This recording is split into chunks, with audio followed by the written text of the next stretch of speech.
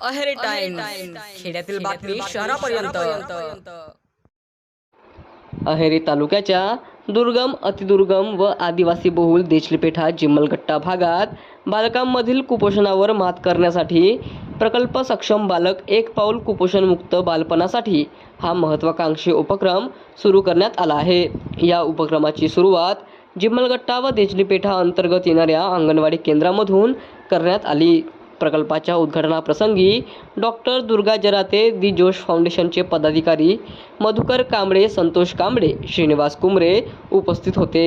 दी जोश फाउंडेशन जिम्मलगट्टा यांच्या पुढाकारातून राबविण्यात येणाऱ्या या प्रकल्पाला राष्ट्रीय केमिकल्स अँड फर्टिलायझर्स कंपनीचे सहकार्य लाभले आहे।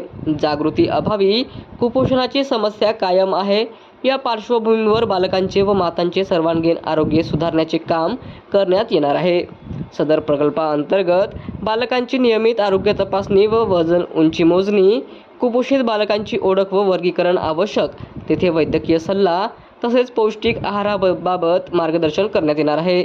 यासोबतच गरोदर व स्तनपान करणाऱ्या मातांसाठी आरोग्य व पोषण जनजागृती, समुपदेशन सत्रे आणि पूरक आहाराविषयी प्रशिक्षण आयोजित केले जाणार आहे।